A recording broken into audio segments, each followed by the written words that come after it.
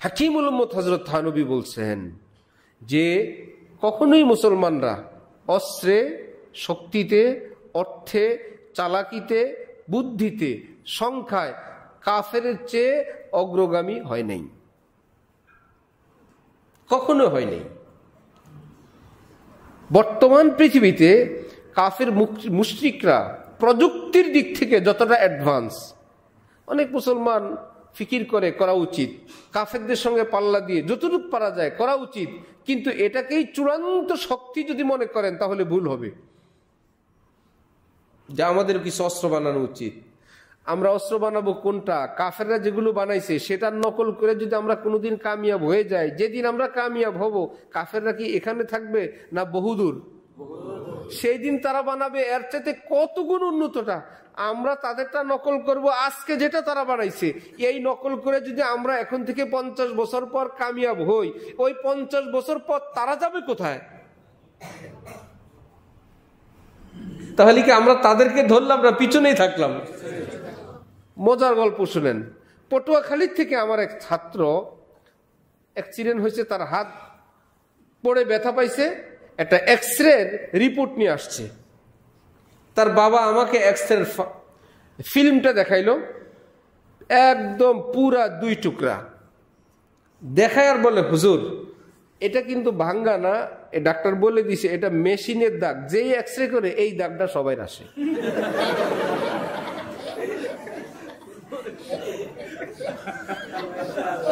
আমি তো দেখে ভাই হাড্ডি 2 টুকরা হয়ে গেছে পুরা। আমি ফিল্ম দেখে তো আল্লাহ রে, বলে না এটা যেই এক্সরে করে আপনি ভালো হাত দিবেন আর পা দিবেন এদিক দিয়ে 2 টুকরা আসবে। বলে ওই এই দিক দিয়ে একটু হালকা ফাটছে। আমি তো জোরে ইন্নালিল্লাহ বলছি, এই মেশিনটা ঢাকায় চলবে? হ্যাঁ, এটা ঢাকায় চলবে। এগুলো যখন এখান থেকে বাদ হয়ে যায় ঢাকায়, ঢাকার আশপাশের হসপিটালে নেয়, ঢাকার থেকে নেয় অন্যান্য জেলায়, জেলার থেকে থানায়, পরে আশপাশের বাজারে আলুর দরে যখন বেচা যায় ওজন কেজি হিসাবে ভাঙ্গারি, তখন সেগুলোর রং টং দিয়ে বড় করে লাগায়, এক্সরে করানো হয়। তারা এক্সরে করে রুগীরে বলে দেয় এটা মেশিনের ভাঙ্গা, এটা আপনার হাড্ডি ভাঙ্গা না, এই পাশে হইল হাড্ডি ভাঙ্গা। আপনি আমি যদি ওই কাফের মুশরিকদের সঙ্গে অস্ত্রের মহড়া দেই, আমার আপনার ভাগ্যে পড়বে ওই এক্সরে মেশিনটা। ওটা দিয়ে আপনি কি করবেন? যতটুক পারা যায় সংগ্রহ করা চাই। এটা আমার আপনার না, এটা মুসলিম রাষ্ট্র যারা থাকবে তারা করবে যতটুকুন করা যায়। কিন্তু আমাদের শক্তি কি অস্ত্রের না আল্লাহ? বলবেন হুজুর কাফের মুশরিকদের সঙ্গে আল্লাহ আল্লাহ বললে এই যুগে হবে? কেন হবে না? আফগানিস্তান থেকে আমেরিকানরা পালায় গেল আফগানওয়ালাগো অস্ত্রের জোরে কয়েকশো বছর আগে না আধুনিক যুগে? গোপনে না সবার সামনে? কি দেখা গেল ভাই? সবার সামনে ভাই, ভয় কিসের? থাকো না, থাকা যাবে না, থাকো না, কিছু নাই তো, খালি হাত। আরে ভাই তোমরা কি জানো খালি হাত? আমরাই না জানি।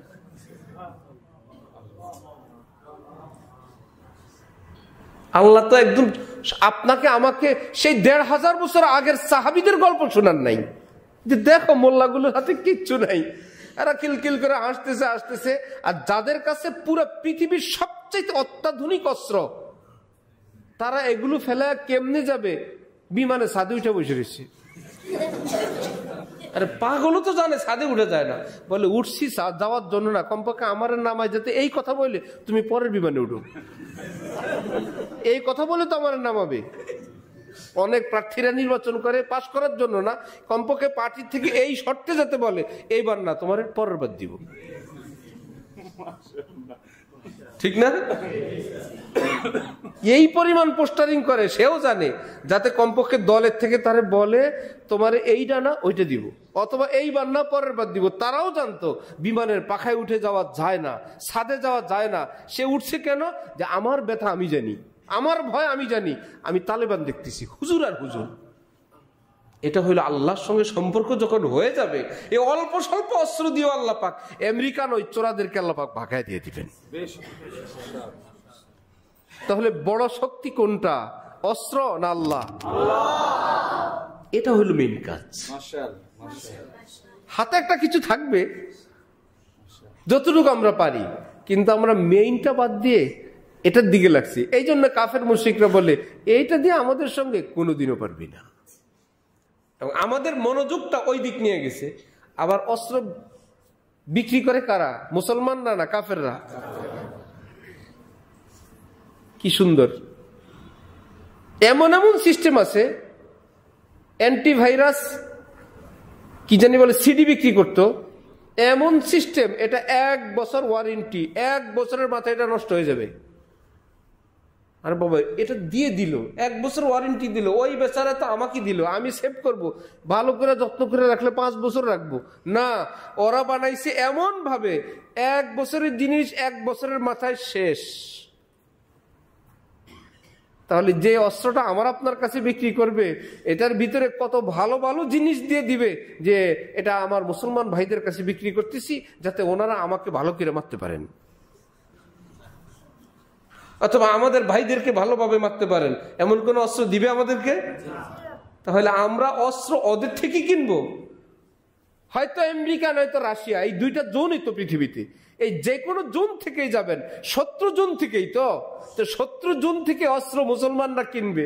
ওরা হাসে, রাখ, তোদের পয়সা যে কটা হয়েছে ওগুলো অস্ত্র মানি, এই গোলা বারুদ লোহা লক্কর বেচা তোদের থেকে টাকাগুলো আমরা নিয়ে নিব, আর আমাদের পায়ের নিচে রাখবো, গোলামি করাবো, আর ঋণ দিব, রাস্তা করব, ঘাট করব, ইত্যাদি করে ঋণের বোঝা চাপায়া আর ক্ষমতা ইত্যাদি তোদেরকে আমাদের পায়ের নিচে রাখবো, আর কলকাঠি নাড়তে থাকবো। অথচ আল্লাহ পাক আমাদের জন্য বিধান দিচ্ছেন একদম লাথি মারো ওদের গোলামিতে, বলো ইয়াকা নাবুদু, আল্লাহ পৃথিবীর কোন ইউরোপ আমেরিকার গোলামি করি না, শুধু আপনার গোলামি করি। ইয়াকা, শুধু আপনার গোলামি করি, আর কারো গোলামি করি না।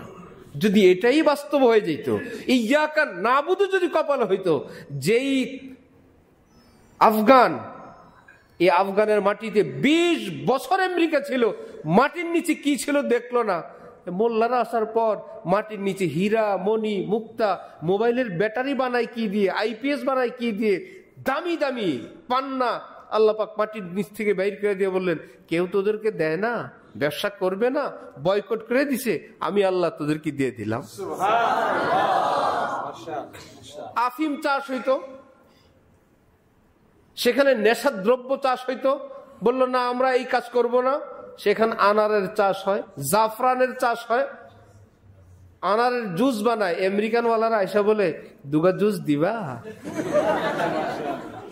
চীন ওয়ালারা বলে, দিবা জুস আমাদের কাছে বেচবা?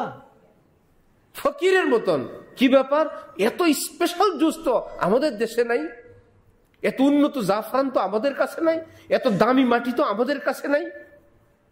এগুলো আগে ছিল না? আগেও ছিল, আগে আল্লাহ দেন নাই, এখন দিলেন। লাউ আন্না আহলাল কুরা আমানু ওয়াত্তাকাউ, আল্লাহ পাক বলেন কোন দেশের লোক যদি ঈমানওয়ালা হয়, তাকওয়াওয়ালা হয়, লাফাতাহনা আলাইহিম বারাকাতিম মিনাস সামাই ওয়াল আরদ, আসমান এবং জমিনের ভিতরে আমার লুক্কায়িত অনেক সম্পদ আমি রেখে দিয়েছি, তালা চাবি আমার কাছে, আমার লোক আসলে আমি তাদেরকে চাবি খুলে দিয়ে দিই। আমার লোক যদি না হয়, ওই তালার উপর দিয়ে ঘুরে আসে, ভিতরে কি আছে কপালে নেই। এক বিদেশি নাকি এসে দেখে বাঙালিরা কি জানি কিনে নিয়ে যায় নারিকেল, সেও একটা কিনছে, কিনে খাওয়ার নিয়ম বুঝে নেই। ভাই ফল, সব ফলে তো খায়, গিয়ে ছিলার চেষ্টা করছি, ছিলতে ছিলতে ছিলতে কোথায় খায়, সব ফলের বীজই তো ফেলায়। সে চতুর্দিক থেকে একবার কামড় দেয়, শুকনা রসহীন জুনা নারকেল, কোন দিক থেকে তো খাওয়ার মতন কোনো, অনেক চেষ্টা নিশ্চয়ই ভিতরে, সর্বশেষ গিয়ে দেখলো একদম কাঠের মতন একটা গোল কি জানি বের হয়েছে বিচি। এইবার এটা ফিক্কা মেরে ফেলে দিয়ে বলে, সালা বাঙালি কहीं के ये भी कोई खाने की चीज है? বাঙালি কোথাকার, এটা কোনো খাবারের জিনিস? তোদেরকে দলে দলে আমরা কিনে নিতে দেখলাম, আমরাও কিনলাম, কিন্তু পুরাটা চতুর্দিক থেকে দেখলাম, ভিতর থেকে একটা আটি বাইরে হইলো। আটিও এমন শক্ত, এটা তো খাওয়ার কোনো ব্যবস্থা নাই। এটা আটি বাইরে হয়েছে না নারকেল? জালেম তো বুঝে নাই, আল্লাহ বলে তোর কপালে নাই। তো ওই বেটায় আমাদের গল্প। সৌদি আরব গেলেই দেখি ফলের দোকানে আমের মতন কালো কালো কি জানি কতগুলো, প্রতি বছর দেখি কি রে ভাই এক পাশে ফেলা রাখে, অ্যাভোকাডো। জীবনে শুনিও নাই, দেখিও নাই, একদিন চুপচাপ কিনে নিয়ে আসছে। আরে কেউ না কেউ তো খায়, আমরা ভাবছিলাম আফ্রিকানরা খায়। চুপচাপ রোমের মধ্যে নিয়ে আসছি, আইনা কাইটা এক একজনের মুখে দিয়া কারো চেহারার দিক তাকানোর অবস্থা নেই। একজন আরেকজনের দিক তাকায়, কিরে ভাই কি আনলাম, কেমনে খায়, এটা কি চামড়া খায় না ভিতরেরটা খায়? অনেক দাম, 15-20 রিয়াল কিলো, 30 রিয়াল কিলো। দিলাম ফেলে, শেষ। আজ জীবনে এই গল্প আর কারো কাছে বলি নাই আমরা।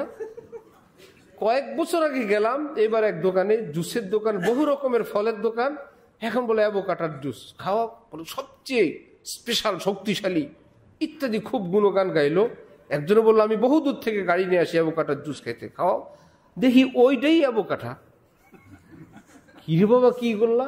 এখন তার এটাকে ব্লেন্ডার দিয়ে দুধ দিয়ে বললো কি কি বললো এখন, মাল হালিব আসাল আমি সুক্কার, চিনি দিব না মধু দিব? আমরা মধু দিয়ে দেবো বেটা, চিনি খাইতে মোটে। এখন মধু দিয়ে, দুধ দিয়ে, অ্যাভোকাডো দিয়ে এত স্পেশাল জুস দিছে। আমাদের খাওয়া দেখে আমাদের হযরত আল্লাহ বলে কি অবস্থা বলো না? বললাম হযরত অনেক স্বাদ। বলে আমারও একটা দিতে বলো। হযরত আল্লাহ অন্য জুস খেয়ে বলেন আমারও দিতে বলো, খেয়ে বলো ভাই বহুত স্বাদ। কপালে থাকতে হবে না? হাতের কাছে আসার পরেও কপালে নাই।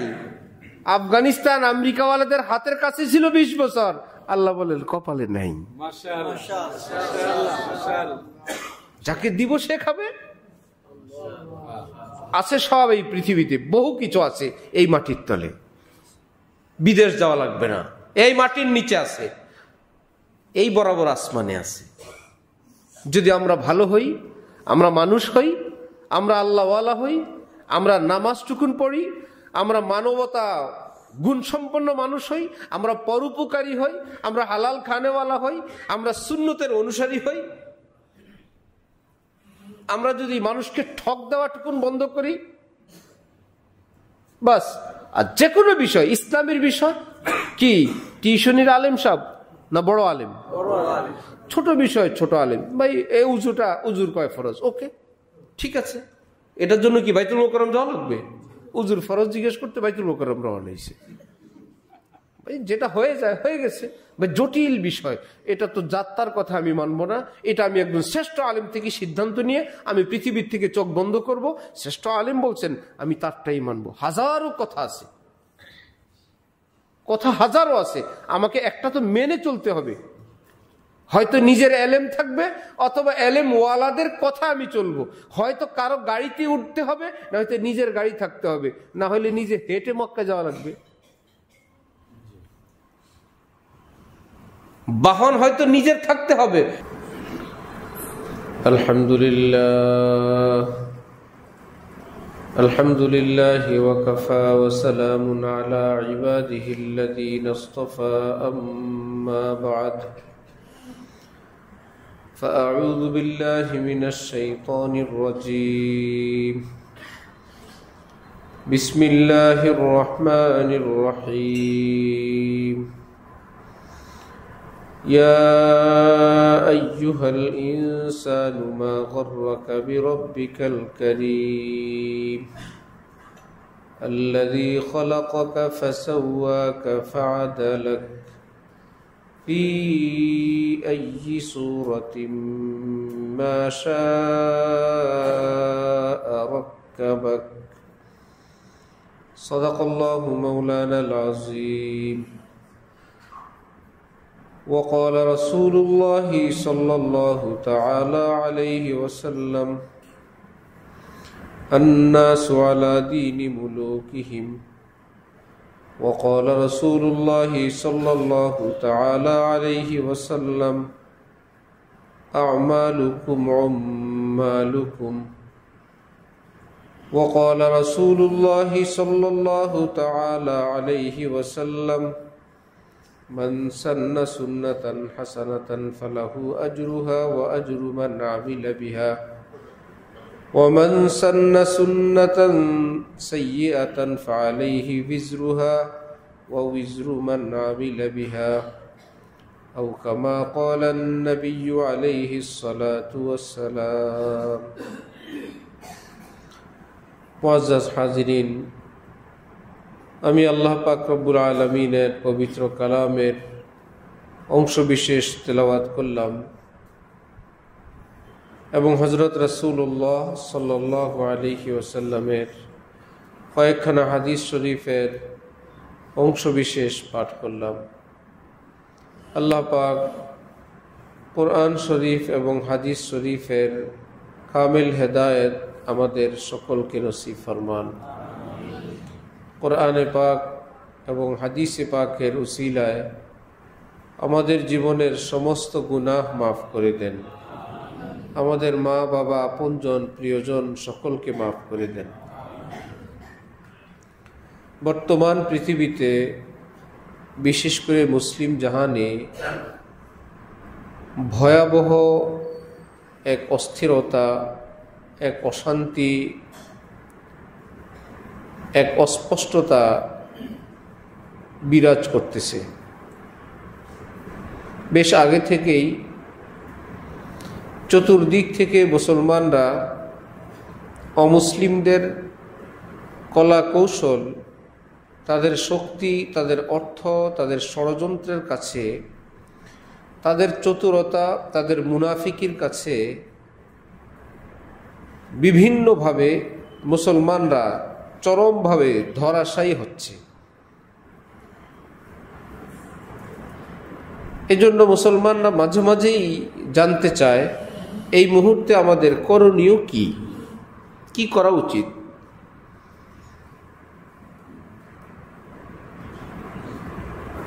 এটা একটা পুরাতন প্রশ্ন এবং এর জবাব আজকে না, যখন কোরআন নাজিল হয়েছে ১৫০০ বছর আগে আল্লাহ পাক এই সমাধান তখনই দিয়ে রাখছেন।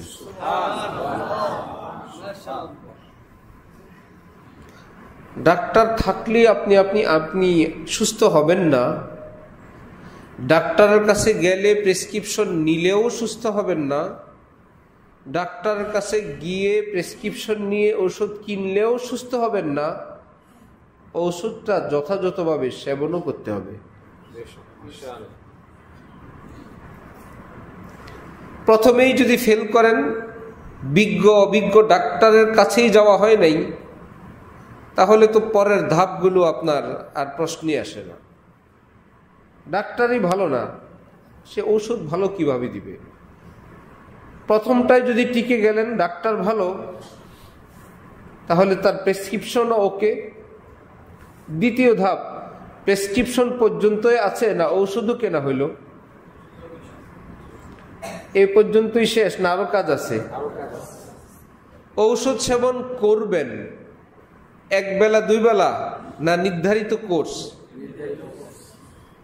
তাহলে ডাক্তার হতে হবে মানসম্মত, তার প্রেসক্রিপশনের ঔষধ মানসম্মত, সেটার যেই কোর্স, সেই কোর্সটা যদি আমি সম্পন্ন করি, তারপর আমি আশা করতে পারি ইনশাআল্লাহ আল্লাহ পাক মেহেরবানি করলে আমি সুস্থ হব। না ডাক্তার নির্ধারণ আমার বিশুদ্ধ, সেখানেই ভুল। যদি ভুল না করি, ডাক্তার শুদ্ধ হয়, প্রেসক্রিপশন আমার ঘরেই। যদি ঔষধ কিনেও থাকি, ঔষধে ভেজাল। যদি ঔষধ ভেজাল, নির্ভেজাল কিনেও থাকি, ঔষধ সেবন করি নাই। যদি ঔষধ সেবনও করি, টাইম টেবিল ঠিক রাখি নাই। যদি টাইম টেবিল ঠিকও রাখি, ২-৪ দিন করার পর ছেড়ে দিছি, তাহলে অসুস্থতার জন্য এই চিকিৎসা বিজ্ঞান দায়ী না আমি দেই? আমি দেই। तू जो रह रहा हर कदम पे खा रहा है ठोकरे, लंग खुद तुझ में है वरना रास्ता हमवार है। हकीमुल उम्मत थानवी रहमतुल्लाहि अलैहि खलीफा हजरत ख्वाजा আজিজুল হাসান মজজুব বলেন, হে বন্ধু, তুমি যে আল্লাহর পথে হুঁচট খাও, আছাড় খাও, চলতে পারো না, আশ্রয় পড়ো, আঘাতপ্রাপ্ত হও, বাধাপ্রাপ্ত হও, মনে করো না এই পথটাই এমন, এ পথে চলা যায় না, অসম্ভব, এই পথে চলা যায় না। তাহলে যে পথে চলা যায় না আল্লাহ পাক তোমাকে সে পথে চলতে বললেন? আল্লাহ পাক তো অসম্ভব পথে কাউকে চলতে বলেন না। বলেন, অসম্ভব পথে আল্লাহ কাউকে চলতে বলেন? কারণ অসম্ভব কোনো কাজ সেটা তো আমার আপনার পক্ষে সম্ভব না, সেটা তো অসম্ভব। যেটা সম্ভব না সে আদেশ করাটা আমাদের উপর জুলুম।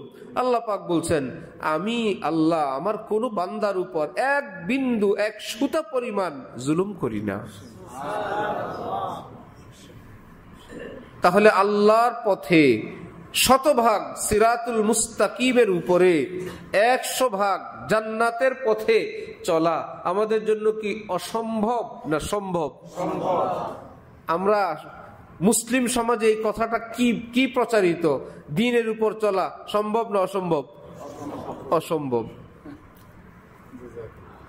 না ভাই, দ্বীনের উপর চলা অসম্ভব। হকের উপর থাকা, বাবারে ভাই হকের উপর থাকা অসম্ভব।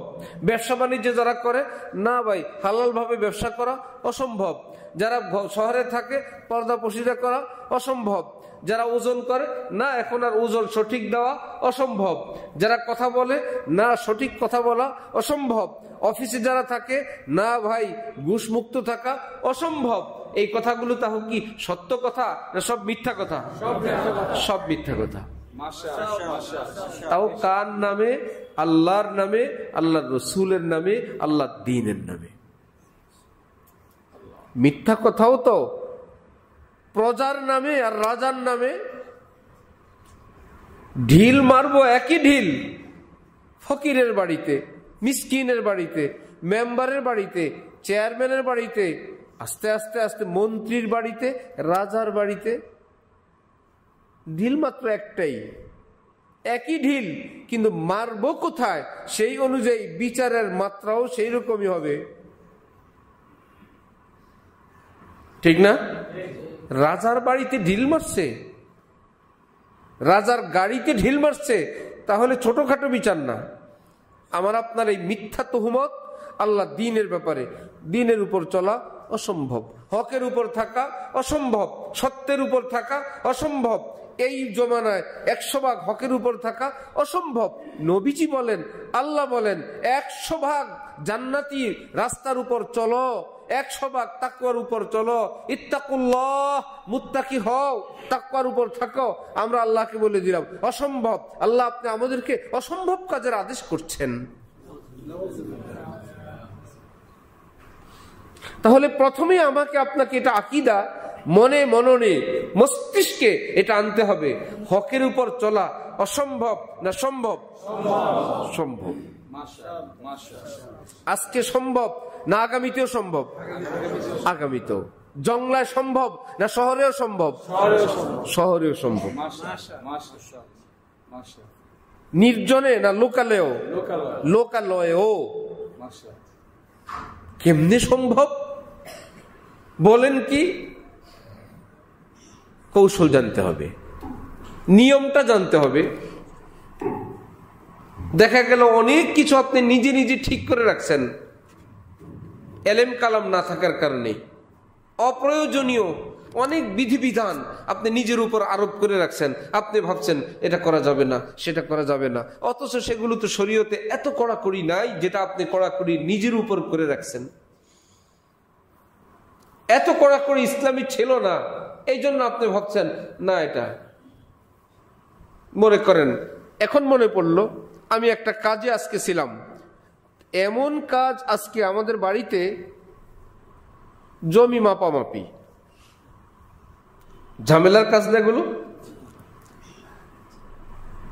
আব্বা চাচা খুব হাসি খুশি ভাবেই কাজ চলছে, কোনো ঝামেলা নাই, ঝগড়া নাই, সীমানা নির্ধারণ। কিন্তু এই কাজটাই তো এমন, যতবার মাপে ততটা সীমানা বের হয়। গ্রামের জমি যতবার মাপবেন, একই আমিন দিয়েও যদি মাপেন, 2 বার মাপলে 2 জায়গায়। এমনকি ওনাকে দিয়ে হিসাব করাই, যতবার হিসাব করি ততবার আলাদা হিসাব বাইর হয়। ওই দিক থেকে বুঝাই দিয়ে আসলে হিসাব একরকম, এই দিক থেকে হিসাব বুঝাই দিয়ে আসলে একরকম। যদি বলি আব্বারটা আগে বুঝান তাহলে আর কয় শতাংশ থাকে? 25। আচ্ছা চাচারটা আগে বুঝান তাহলে থাকে 24। এই ঝামেলা। তো এই রকমের মধ্যে টাইম বাজে 2টা। ওনাদের একজন বলল, তো জোহরের নামাজ তো কাজা হয়ে গেল। একজন বলল অসুবিধা না, ওনারা হুজুর মানুষ, হুজুর জন্য সবই ঠিক আছে। 2টায় কি জোহরের নামাজ কাজা হয়? না জানার কারণে সে ভাবছে জোহর তো 1:30টায়, জোহরের নামাজ কয়টায়? 1:30টায়। এই যে 1:30টা বাজে আমরা নামাজটা পড়লাম না, নামাজটা কি হয়ে গেছে? কাজা হয়ে গেছে। না জানার কারণে অনেক কিছু মনে করে ইসলামের উপর চলা তো সম্ভব না। 1:30টা বাজে কি জোহরের নামাজের টাইম না জামাতের টাইম? সেটা তো আমরা ঠিক করছি, আল্লাহ তো ঠিক করছেন। এখন প্রায় 11:15টার দিকে জোহরের ওয়াক্ত শুরু, প্রায় 4টার কাছাকাছি টাইম পর্যন্ত জোহরের ওয়াক্ত, ঠিক না? জোহরের কোনো মাকরু ওয়াক্ত নাই যে একটু বিলম্ব হলে মাকরু হয়ে যাবে, তাও নাই। এর মধ্যে তোমরা টাইম ঠিক করে পড়ো। বরং হাদিস শরীফে আছে আবরিদু বিজোহর, আগে আগে জোহর পড়ো না, একটু রোদের তাপটা একটু ঠান্ডা করে জোহর পড়ো, এটা উত্তম। তাহলে জোহর কি বেশি আগে পড়া উত্তম না একটু বিলম্বে পড়া? রোদের তাপ একটু ঠান্ডা করে পড়ার আদেশ হাদিসে আছে। তাহলে 2টা বাজে কি জোহর কাজা হয়ে গেছে না সুন্নতের ওয়াক্ত আছে? সেই লোক বলতেছে হুজুররা তো কাজা করলে হয়, অসুবিধা নেই, হুজুর দিচ্ছে কত মাসালা। এলেম না থাকার কারণে অনেক মানুষ মনে করে আমি ইসলামের উপরে নাই, আসলে আছে। ব্যবসা করে, সহি হালাল ব্যবসা, জায়েজ ব্যবসা, আমাদের সঙ্গে বলে হুজুর আমি তো দুনিয়াদারি করি। দুনিয়াদার নবীর সঙ্গে হাসর হবে এমন তো কোনো ঘোষণা নাই। কোনো দুনিয়াদার নবীর সঙ্গে, সিদ্দিকিনের সঙ্গে দুনিয়াদারের কেন হাসর হবে? বুঝা গেল এই কাজটা যদি সাদাকাত, সততার সঙ্গে, হালাল ভাবে, বৈধভাবে, জায়েজ ভাবে, আত্তাজিরুস সাদুকুল আমিন, সততার সঙ্গে, আমানতদারির সঙ্গে করে, এই ব্যবসা তাকে শুধু জান্নাতি নিবে না, নবীদের সঙ্গে বেহেশতে থাকার ব্যবস্থা করে দিবে। নফল পড়লে তো নবীদের সঙ্গে থাকার কোনো ওয়াদা নাই।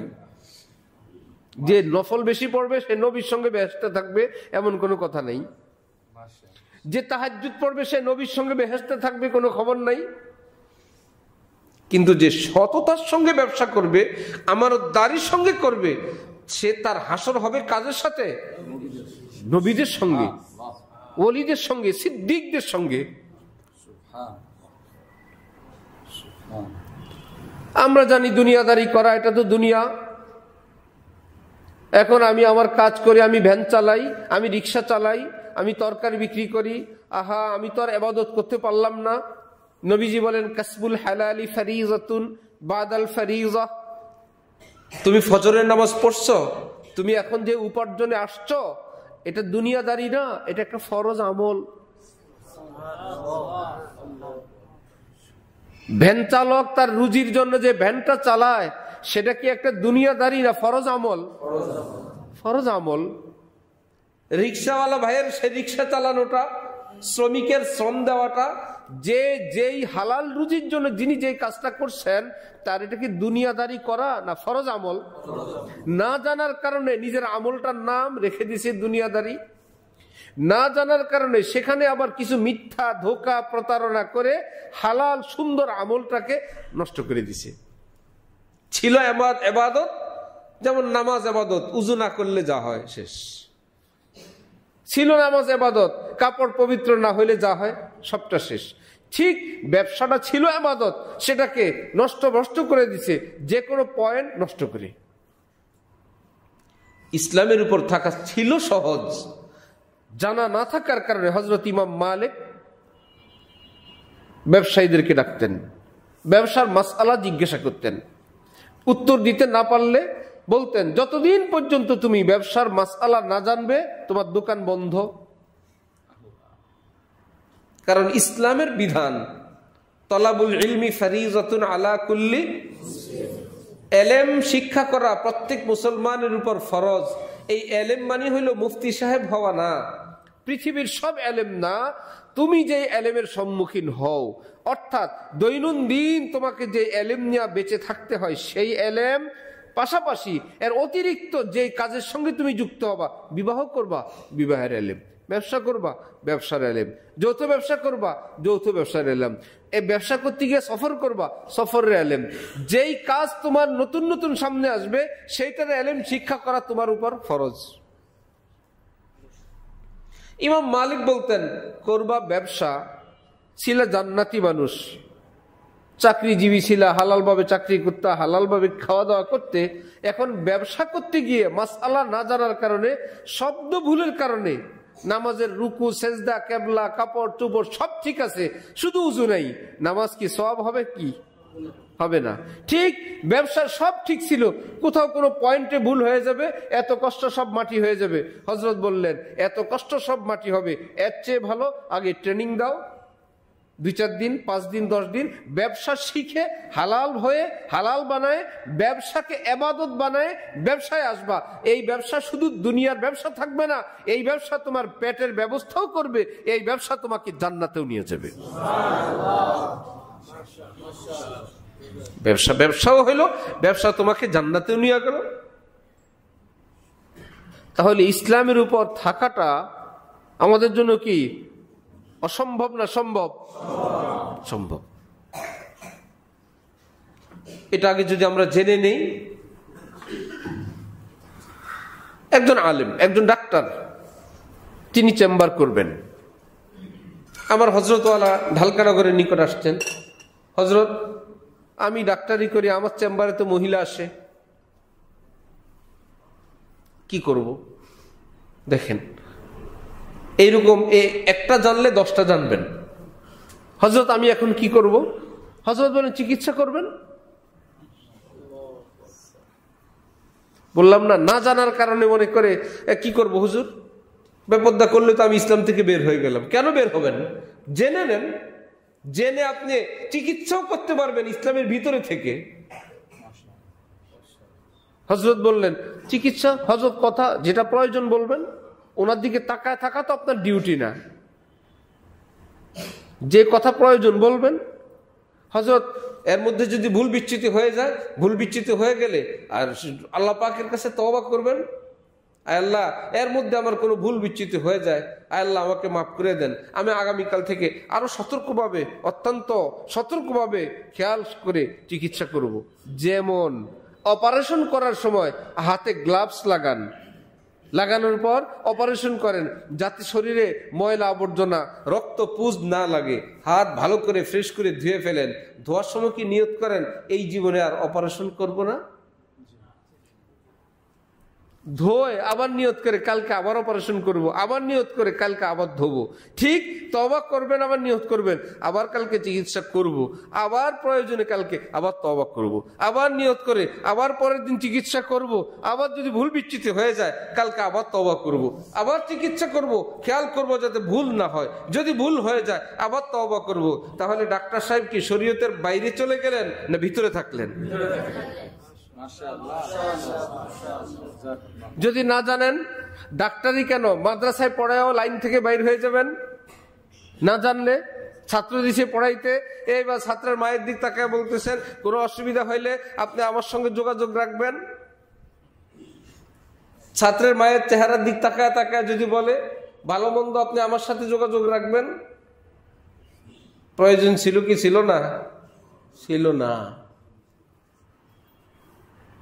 যেই কথাটার প্রয়োজন ছিল না, অপ্রয়োজনীয় একটা কথা, একজন মহিলার চেহারার দিক তাকায় মাদ্রাসার শিক্ষকও যদি বলে, তাহলে দেখতে তো হুজুর, কিন্তু হুজুর অবস্থায়ও লাইনে নাই, আর দেখতে তো তিনি ডাক্তার, তার চেম্বারে কত নারী পুরুষ আছে, নিয়ম জানার কারণে তারপরেও তিনি শরীয়তের ভিতরে আছেন।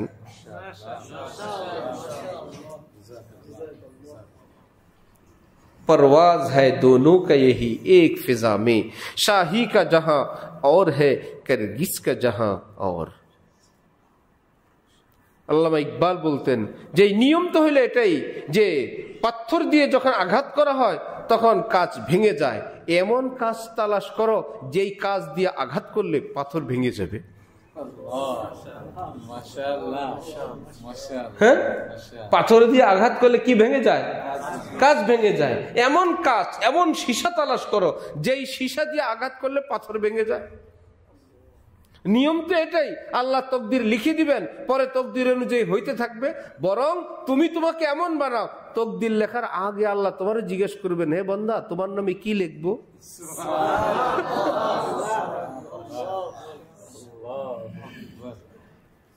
সুবহানাল্লাহ সুবহানাল্লাহিল আযীম। চাইলে অনেক কিছু করা যায়। বিজ্ঞানীরা চেষ্টা করছে, দুনিয়া নিয়ে তারা অনেক ঊর্ধ্বে চলে গেছে। আমরা হাত পা ছেড়ে দিছি, আমরা না ঘর কা না ঘাট কা, না দিনের উপর আমরা মেহনত করি, না দুনিয়ার উপরে কিছু নেই। আমরা দিন থেকে ধার কর্জ করে, কিছু দুনিয়াওয়ালাদের থেকে, আমরা কিছু গোলাম দুনিয়াওয়ালাদের, কিছু আবার দিনের। এবার আমরা মিক্স একটা অবস্থা নিয়ে আমরা ডাবল ফ্যাসিলিটি নিয়ে আগাইতেছি। এই জন্য আমরা কারুরই না। দিনের বাজারেও আমাদের দাম নাই, দুনিয়ার বাজারেও আমাদের কোনো মূল্য নাই। আলেমদের কাছে গেলে বলবে সূরা কেরাত ঠিক নাই, নামাজ ঠিক নাই, এসা ঠিক নাই, আসলেও ঠিক নাই। আর দুনিয়াওয়ালাদের কাছে গেলে বলবে আরে বিজ্ঞান জানে না, কিছুই জানে না, অপদার্থ। কি মুশকিল, কোন বাজারে? শেষে কলমা শরীফ নিয়ে কবরে রওনা হয়েছে। হুজুরা বলছে কলমাটা থাকলে ইনশাল্লাহ বেহেশতে যাওয়া যাবে, এই ভরসা নিয়ে রওনা হয়েছে। কিছু একটু করা চাই, আসছি দিনের লাইনে, হব দিনদার, বেশি কিছু তো না। সব করব, শিখবো, পড়বো, চলবো, পরিচ্ছন্ন থাকবো, পোশাক আশাক ভালো রাখবো, খাবো, সব করব। কিন্তু আলিমদের সঙ্গে পরামর্শ করে করব, যার জন্য খোঁজ নিয়ে জানা যাবে আমি তো এতদিন জানতাম বাড়ি করলে দুনিয়াদার হয়ে যায়, গাড়ি কিনলে দুনিয়াদার হয়ে যায়। ওফো, পরে জানলাম না, আমি এতদিন জানি নাই, জেনে শুনে পরে তো জানলাম আমি কতটুক ধনী হইলাম এই যুগে। আমার চেয়ে কয়েক লক্ষ গুণ বড় ধনী ছিলেন হযরত ওসমান গনি রাদিয়াল্লাহু তাআলা, যার ব্যাপারে নবীজি বলছেন আমার যদি আরেকটা মেয়ে থাকতো আমি ওসমানের নিকট সেটা বিবাহ দিয়ে দিতাম। কেমন জামাই মিয়া! ওসমান গনি বদর যুদ্ধে যান নাই, কিন্তু বদরি সাহাবীর মধ্যে ওসমান। এক লোক আসছে, আয়েশা হযরত ওসমানের বিরুদ্ধে কিছু বলতে চেয়েছিলেন। হুজুর, ওসমান সাহেব কি বদর যুদ্ধে ছিলেন? জি না। আচ্ছা, আরেকটা প্রশ্ন, ওই বায়াতে রিজওয়ানি কি উনি ছিলেন? জি না। আল্লাহু আকবার, মানে ওনার মতলব পুরা হয়ে গেছে। উনি জানতে চাইছে, পরে আল্লাহু আকবার বললে এদিকে আসেন। কই যান? বললো আমার যেটা জানার দরকার ছিল হয়ে গেছে, এদিকে আসেন। কি বদর যুদ্ধে যান নাই এই কথা? উনি তো যেতেন। রাসূল সাল্লাল্লাহু আলাইহি ওয়াসাল্লাম ওনাকে পাঠাইছেন, তার স্ত্রী অসুস্থ, এই জন্য ওনাকে সেখানে পাঠাইছেন, এই জন্য তিনি যেতে পারেন নাই। এবং নবীজি বলছেন বদরীদের মধ্যে ওসমানের নাম থাকবে। এটা কি ওনার অপরাধ? মক্কায় এক ইমার্জেন্সি কাজে হযরত ওসমানকে নবীজি পাঠাইছেন। সেই সময় বায়াতে রিজওয়ানের কোনো আলোচনাও ছিল না।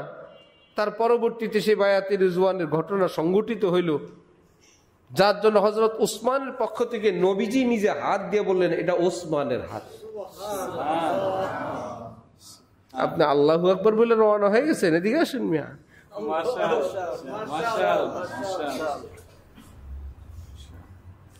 এই জন্য বলে নিম তবিব খতরায়ে জাঁ, নিম মোল্লা খতরায়ে ইমা।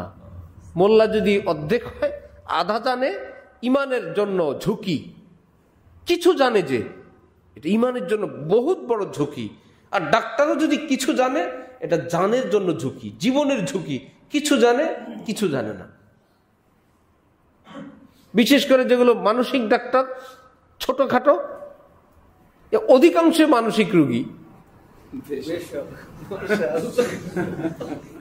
মানসিক ডাক্তার যেগুলো ছোটখাটো, অধিকাংশ মানসিক রোগী ওই বই পড়ে গেছে। মানসিক রোগী যেগুলো তোমাদের কাছে আসবে, আসলে তুমি এই এই এই এই প্রশ্ন করবা, এগুলো এই মজলিসে আমি বলতেছি না, প্রশ্নগুলো শুনলেই বোঝা যায়। একটা ছেলের যে কোনো কারণে, সব তো পাগল নেয় না তাদের কাছে, বিভিন্ন কারণে মানসিক চাপ, একটা প্রেশার, চুপ করে থাকে ইত্যাদির কারণে একটু রিল্যাক্সের জন্য অনেক সময় এরকম রুগীও তাদের কাছে নেয়। নিলে সে যে আবল তাবল প্রশ্ন করে, ওই প্রশ্ন থেকে ছেলেটা পাগল হওয়া শুরু।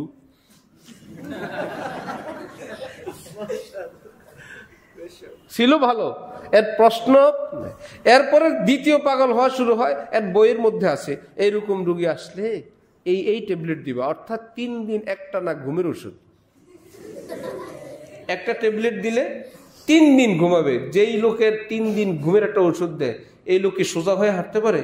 চোখ অর্ধেক খোলে অর্ধেক খোলে না। তো এই লোকের এই অবস্থা দেখে ফ্যামিলির সবাই বলে, আল্লাহ, একদম পুরো মানসিক সমস্যা। কথাও কেমন কেমন বলে। আর ডাক্তারের চেম্বার থেকে নিয়ে যাওয়ার পর সবাই কানা ঘুষা শুরু, ওর মানসিক সমস্যা আছে, মানসিক সমস্যা। সবার থেকে শুনতে শুনতে সেও এখন মুখস্থ করে নেয়, আমি একজন মানসিক রোগী হয়ে গেছে। তাহলে রুগী কি আগে ছিল না পরে শুরু হয়েছে? এইরকম হুজুরও আছে, এরকম হুজুরও আছে। সেই সাহাবা কি বলে, আগের যুগে 99 জন হত্যাকারী তওবার কথা বলছে, তাকে হত্যা করছিল না? ওই রকম ওই মানসিক ডাক্তারের মতন।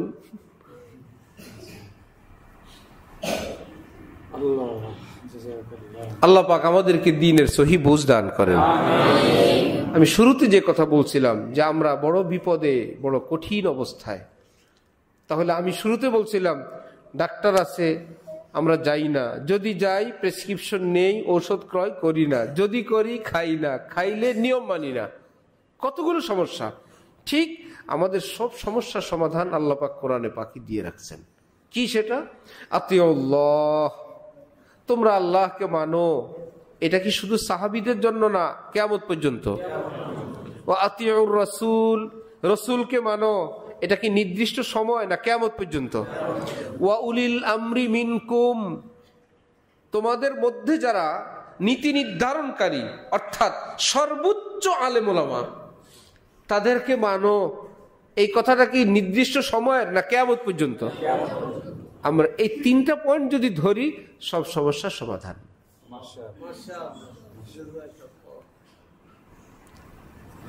উলুল আমর আলেম, বাংলাদেশে চিকিৎসা বিজ্ঞানী, সর্বশ্রেষ্ঠ ডাক্তার, ব্রেনের, হার্টের, হাজার হাজার হার্টের ডাক্তার একদম সর্বশ্রেষ্ঠ, কয়েক হাজার হবে তো। হরমোন বিশেষজ্ঞ, থাইরয়েড বিশেষজ্ঞ 500 ডাক্তার হবে? 200 ডাক্তার হবে? 200? 100 হবে? হরমোন স্পেশালিস্ট 100 জন তো নাই মিয়া।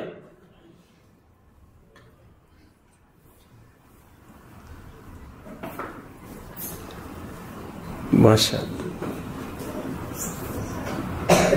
লিভার সিরোসিস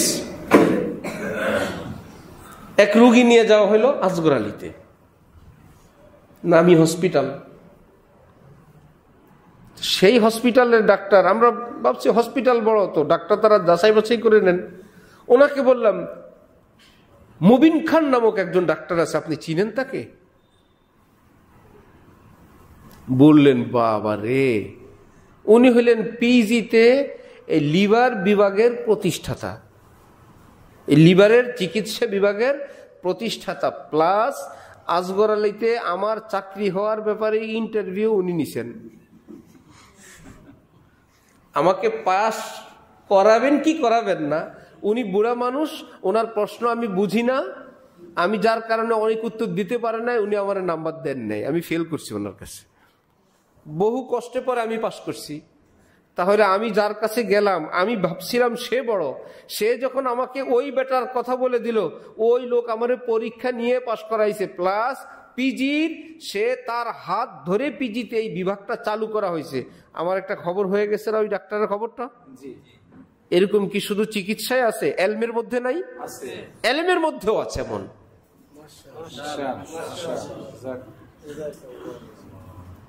এলমের মধ্যেও আছে এমন, শিক্ষিতর মধ্যেও আছে এমন, সব বিভাগে এমন আছে। ওই সর্বশ্রেষ্ঠ যারা যারা কলম লিখলে সেটা বই হয়ে যায়, যারা ফতোয়া দিলে সেটা কিতাব আকারে হয়ে যায়, যারা বয়ান করলে সেটা পুস্তক হয়ে যায়, এদেরকে বলে উলুল আমর। কোরআনের ভাষায় তাদেরকে বলে কি? আল্লাহ পাক বলেন আতিউল্লাহ ওয়া আতিউর রাসূল ওয়া উলিল আমরি মিনকুম। আল্লাহকে মানো, রসুলকে মানো, এবং তোমাদের মধ্যে যারা এলমে আমলে সর্বসেরা, শুধু এলমে না, পাশাপাশি আমলে সর্বজন শ্রদ্ধেয়। এই সর্বজন বলতে আলেম সমাজে, কারণ আলেমে আলেম চিনি, রতনে রতন চিনি। তুমি চিনো না, তুমি কি বুঝবা? তোমার কথায় কাজ হবে না। আমাদের এক হুজুর কোন এক জায়গায় কিছু ভুল বিচ্যুতি করছে, ওনারা ওখান থেকে ওনার খেদমতটা বাদ দিয়ে দিছে, ওনাকে চাকরিচ্যুত করছেন। ভুল বিচ্যুতিগুলো আলোচনা কেন্দ্রিক, অসুন্দর ছিল, আমাদের কাছেও ভালো লাগে নাই যে এই কাজগুলো বা এই কথাগুলো বয়ানের ওনার ভালো ছিল না। এখন আমি এক জায়গায় গেলাম, পাশের থেকে একজন হুজুর অমুককে চিনেন? জি চিনি। উনি খুবই ভালো, উচিত কথা বলে দেখে ওনার চাকরিটা চলে গেছে। এখন আমি তো কিছু বলার নাই, আমি শুনতেছি বসে বসে, আমি তো জানি ওনার চাকরিটা কেন গেছে।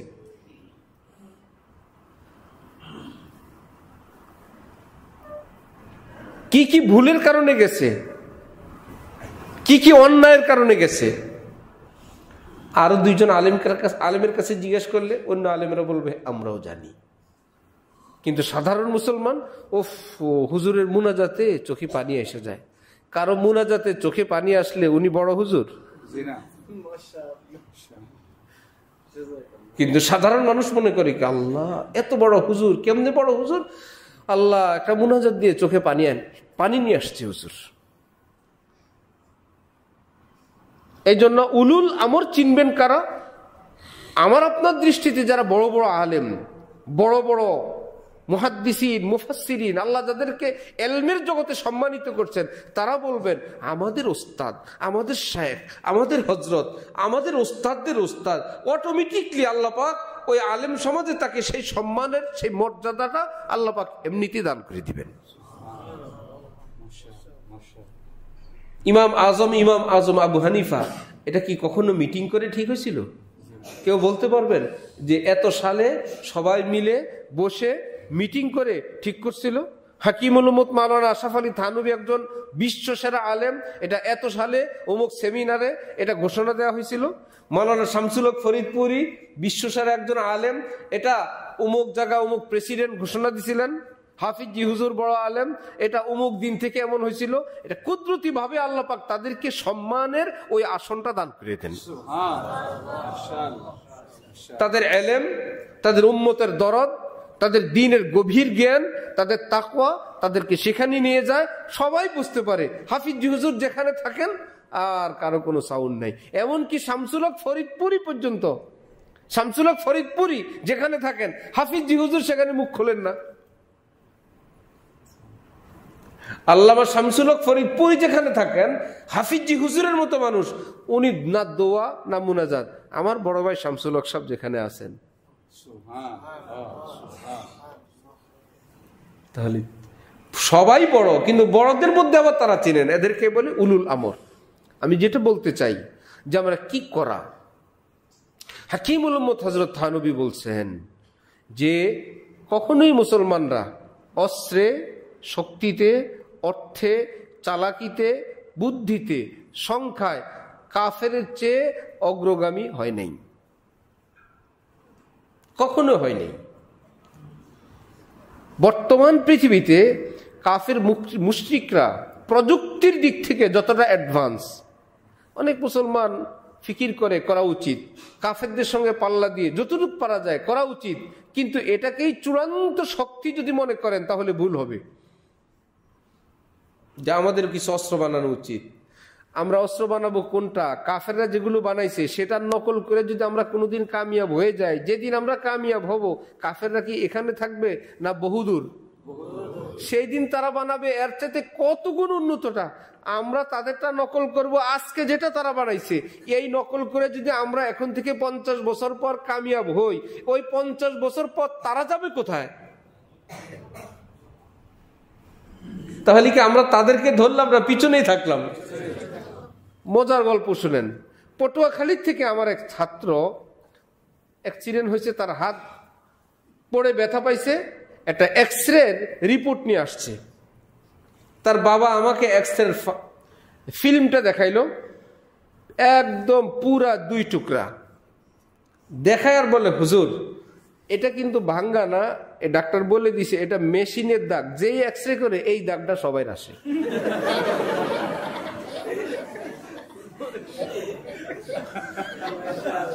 আমি তো দেখে ভাই হাড্ডি 2 টুকরা হয়ে গেছে পুরা। আমি ফিল্ম দেখে তো আল্লাহ রে, বলেন না এটা যেই এক্সরে করে আপনি ভালো হাত দিবেন আর পা দিবেন এদিক দিয়ে 2 টুকরা আসবে। বলে ওই এই দিক দিয়ে একটু হালকা ফাটছে। আমি তো জোরে ইন্নালিল্লাহ বলছি, এই মেশিনটা ঢাকায় চলবে?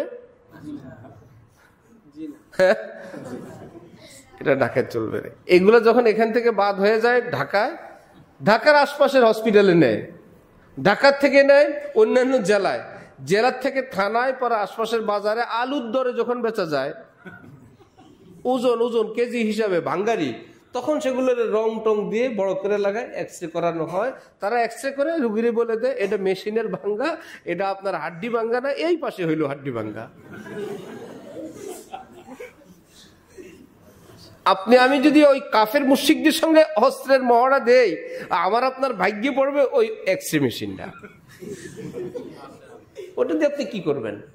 যতটুকু পারা যায় সংগ্রহ করা চাই। এটা আমার আপনার না, এটা মুসলিম রাষ্ট্র যারা থাকবে তারা করবে যতটুকুন করা যায়। কিন্তু আমাদের শক্তি কি অস্ত্রের না আল্লাহ? বলবেন হুজুর কাফের মুশরিকদের সঙ্গে আল্লাহ আল্লাহ বললে এই যুগে হবে? কেন হবে না? আফগানিস্তান থেকে আমেরিকানরা পালায় গেল আফগানওয়ালাগো অস্ত্রের জোরে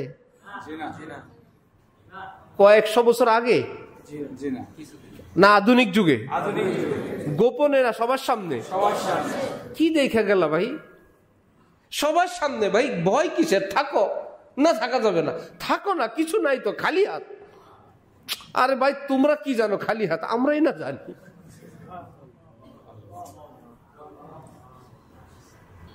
আল্লাহ তো একদম আপনাকে আমাকে সেই 1500 বছর আগের সাহাবীদের গল্প শোনার নাই যে দেখো মোল্লাগুলোর হাতে কিচ্ছু নাই, এরা কিলকিল করে আসতেছে। আর যাদের কাছে পুরো পৃথিবীর সবচেয়ে অত্যাধুনিক অস্ত্র, তারা এগুলো ফেলে কেমনে যাবে? বিমানে ছাদে উঠে বসে রয়েছে। আরে পাগলও তো জানে ছাদে উঠে যায় না, বলে উঠছি যাওয়ার জন্য না, কমপক্ষে আমার নামায় যেতে, এই কথা বলে তুমি পরের বিমানে উঠো, এই কথা বলে তো আমার নামাবে। অনেক প্রার্থীরা নির্বাচন করে পাশ করার জন্য না, কমপক্ষে পার্টি থেকে এই শর্তে যেতে বলে এইবার না, তোমার পরের বার দিব। ঠিক না? এই পরিমাণ পোস্টারিং করে, সেও জানে যাতে কমপক্ষে দলের থেকে তারে বলে তোমার এইটা না ওইটা দিব, অথবা এইবার না পরের বার দিব। তারাও জানতো বিমানের পাখায় উঠে যাওয়া যায় না, ছাদে যাওয়া যায় না। সে উঠছে কেন? যে আমার ব্যথা আমি জানি, আমার ভয় আমি জানি, আমি তালেবান দেখতেছি, হুজুর আর হুজুর। এটা হইলো আল্লাহর সঙ্গে সম্পর্ক যখন হয়ে যাবে, এই অল্প স্বল্প অস্ত্র দিয়ে আল্লাহ পাক আমেরিকান ওই চোরাদেরকে আল্লাহ পাক ভাগায় দিয়ে দিবেন। তাহলে বড় শক্তি কোনটা? অস্ত্র না আল্লাহ? এটা হইল মেইন কাজ।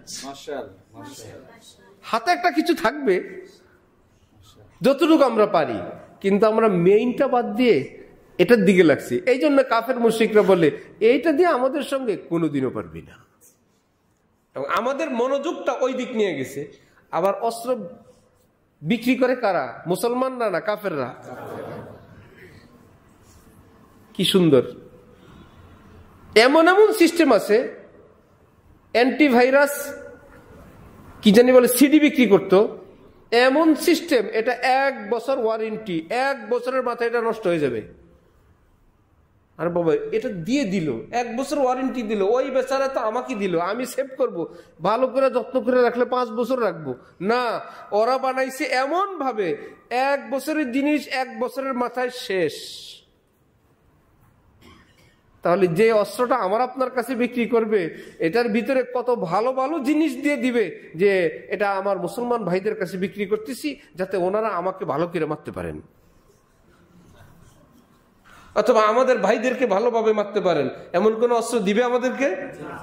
তাহলে আমরা অস্ত্র ওদের থেকে কিনবো, হয়তো আমেরিকা নয়তো রাশিয়া, এই 2টা জোনই তো পৃথিবীতে, এই যে কোনো জোন থেকেই যাবেন, শত্রু জোন থেকেই তো শত্রু জোন থেকে অস্ত্র মুসলমানরা কিনবে।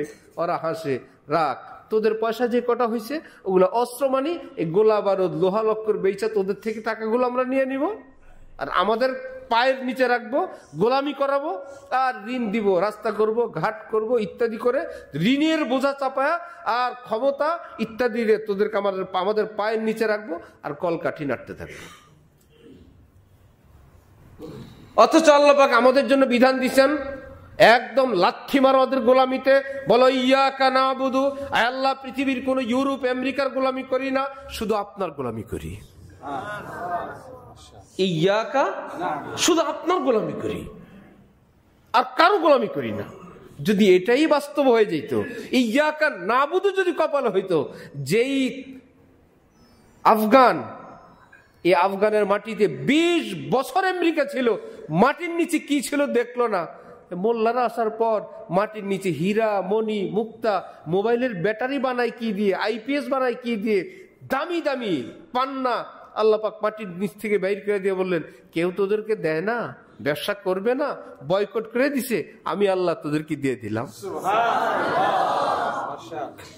আফিম চাষ হইতো, সেখানে নেশার দ্রব্য চাষ হইতো, বললো না আমরা এই কাজ করব না, সেখানে আনারের চাষ হয়, জাফরানের চাষ হয়, আনারের জুস বানায়। আমেরিকান ওয়ালারা আইসা বলে, দুগা জুস দিবা? চীন ওনারা বলে, দিবা জুস আমাদের কাছে বেচবা? ফকিরের মতন। কি ব্যাপার, এত স্পেশাল জুস তো আমাদের দেশে নাই, এত উন্নত জাফরান তো আমাদের কাছে নাই, এত দামি মাটি তো আমাদের কাছে নাই। এগুলো আগে ছিল না? আগেও ছিল, আগে আল্লাহ দেন নাই, এখন দিলেন। লাউ আন্না আহলাল কুরা আমানু ওয়াত্তাকাও, আল্লাহ পাক বলেন কোন দেশের লোক যদি ঈমানওয়ালা হয়, তাকওয়াওয়ালা হয়, লাফাতাহনা আলাইহিম বারাকাতিম মিনাস সামাই ওয়াল আরদ, আসমান এবং জমিনের ভিতরে আমার লুক্কায়িত অনেক সম্পদ আমি রেখে দিয়েছি, তালা চাবি আমার কাছে, আমার লোক আসলে আমি তাদেরকে চাবি খুলে দিয়ে দিই। আমার লোক যদি না হয়, ওই তালার উপর দিয়ে ঘুরে আসে, ভিতরে কি আছে কপালে নেই। এক বিদেশি নাকি এসে দেখে বাঙালিরা কি জানি কিনে নিয়ে যায় নারকেল, সেও একটা কিনছে, কিনে খাওয়ার নিয়ম বুঝে নেই। ভাই ফল, সব ফলে তো খায়, গিয়ে সিলার চেষ্টা করছি, ভাই সিলতে সিলতে সিলতে কোথায় খায়, সব ফলের বীজই তো ফেলায়। সে চতুর্দিক থেকে একবার কামড় দেয়, শুকনা রসহীন জুনা নারকেল, কোন দিক থেকে তো খাওয়ার মতন কোনো, অনেক চেষ্টা নিশ্চয়ই ভিতরে, সর্বশেষ গিয়ে দেখলো একদম কাঠের মতন একটা গোল কি জানি বের হয়েছে বিচি। এইবার এটা ফিক্কা মেরে ফেলা দিয়ে বলে, সালা বাঙালি কहीं के ये भी कोई खाने की चीज है? বাঙালি কোথাকার, এটা কোনো খাবারের জিনিস? তোদেরকে দলে দলে আমরা কিনে নিতে দেখলাম, আমরাও কিনলাম, কিন্তু পুরাটা চতুর্দিক থেকে দেখলাম, ভিতর থেকে একটা আটি বাইরে হইলো। আটিও এমন শক্ত, এটা তো খাওয়ার কোনো ব্যবস্থা নাই। এটা আটি বাইরেছে না নারকেল? জালেম তো বুঝে নাই। আল্লাহ বলে তোর কপালে নাই। এ তো ওই বেটায় আমাদের গল্প। সৌদি আরব গেলেই দেখি ফলের দোকানে আমের মতন কালো কালো কি জানি কতগুলো, প্রতি বছর দেখি কি রে ভাই এক পাশে ফেলায় রাখে, অ্যাভোকাডো। জীবনে শুনিও নাই, দেখিও নাই, একদিন চুপচাপ কিনে নিয়ে আসছে। আরে কেউ না কেউ তো খায়, আমরা অবশ্যই আফ্রিকানরা খায়। চুপচাপ রোমের মধ্যে নিয়ে আসছি, আইনা কাইটা এক একজনের মুখে দিয়া কারো চেহারার দিক তাকানোর অবস্থা নেই। একজন আরেকজনের দিক তাকায়, কিরে ভাই কি আনলাম, কেমনে খায়, এটা কি চামড়া খায় না ভিতরেরটা খায়?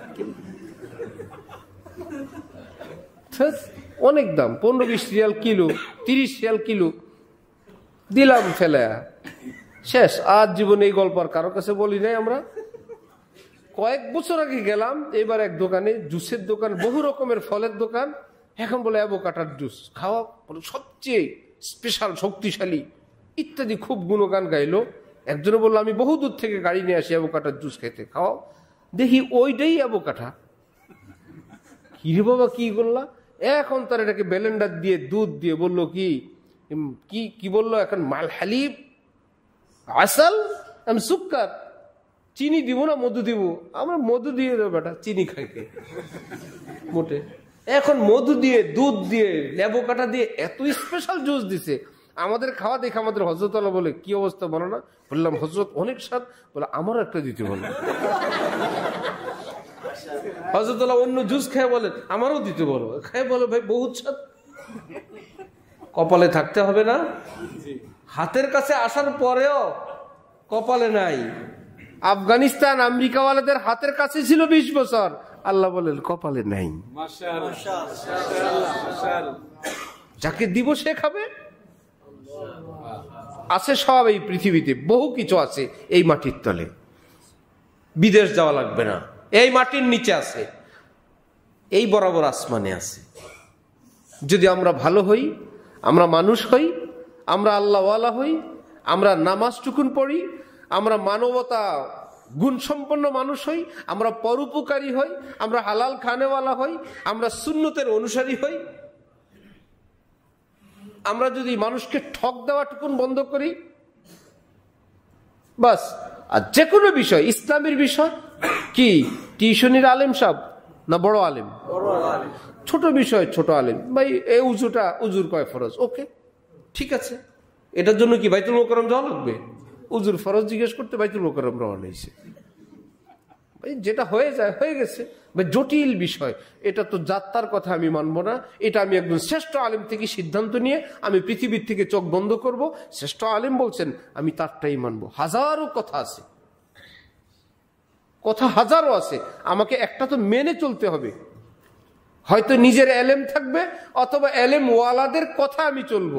হয়তো কারো গাড়িতে উঠতে হবে, না হয়তো নিজের গাড়ি থাকতে হবে, না হলে নিজে হেঁটে মক্কা যাওয়া লাগবে। বাহন হয়তো নিজের থাকতে হবে, অথবা অন্যের বাহনে উঠতে হবে, না হলে হেঁটে মক্কা যাওয়া লাগবে।